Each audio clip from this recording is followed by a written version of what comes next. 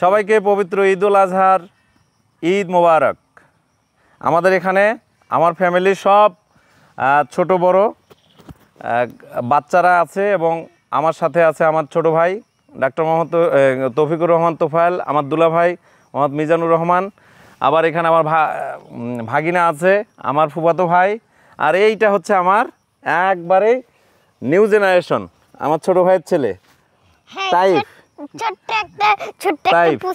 তো আমরা এই ঈদে আসছি নিজের বাড়িতে ঈদ করার জন্য, সবাই বিভিন্ন জায়গা থেকে আসছি।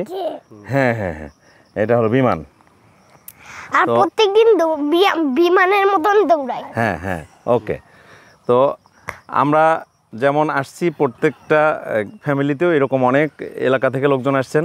আমরা এইভাবে যেরকম সমবেত হতে পারছি, আসলে হয়তো যারা প্রবাসী আছেন তারা হয়তো এইটুকু আনন্দ করতে পারছেন না।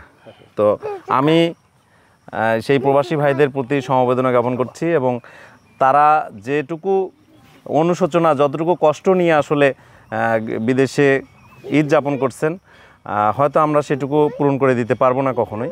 তবে এইটুকু ভালোবাসা আমাদের পক্ষ থেকে আমরা দিতেই পারি যে আমরা অন্ততপক্ষে আপনাদের এই কষ্টার্জিত যে পয়সাগুলো, সেগুলো যেন আমরা সঠিকভাবে ব্যয় করতে পারি দেশের উন্নয়নে, তাহলে হয়তো আপনাদের এই কষ্টের পরিশ্রমের টাকাগুলো সার্থক হবে। তো যেহেতু আজকে ঈদের দিন, অনেক কাজকর্ম আছে, এই কাজকর্মের মধ্যে আমরা সবাই ব্যস্ত থাকব। এখন আমরা কোরবানি করব আমাদের যে প্রাণীটা আছে সেই প্রাণীটির। তো আপনাদের ক্ষেত্রে সবার কাছে আমার অনুরোধ থাকবে যে আমরা যে কোরবানিটা কমপ্লিট করার পর তার যে ওয়েস্টেজগুলো আছে সেগুলো যেন ভালোভাবে ডাম্পিং করি।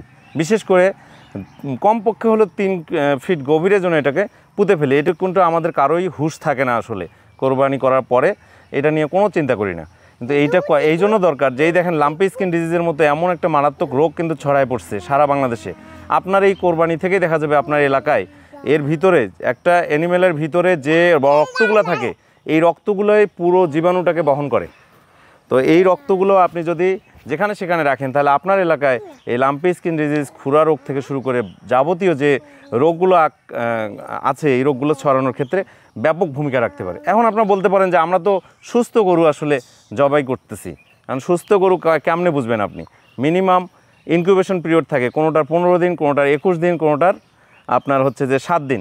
তো এগুলো আপনারটা যে ইনকিউবেশন পিরিয়ডে আছে কি না, আপনার অ্যানিমেলটার ভিতরে জীবাণু সুপ্ত অবস্থায় আসে কি না, সেটা তো আপনি জানবেন না। তাই এই পশুগুলোর যে উচ্ছিষ্ট আছে, সেই উচ্ছিষ্টগুলো যেন খুব তাড়াতাড়ি আপনি ডাম্পিং করতে পারেন, এইদিকে আপনাদের সচেতন দৃষ্টি কামনা করছি।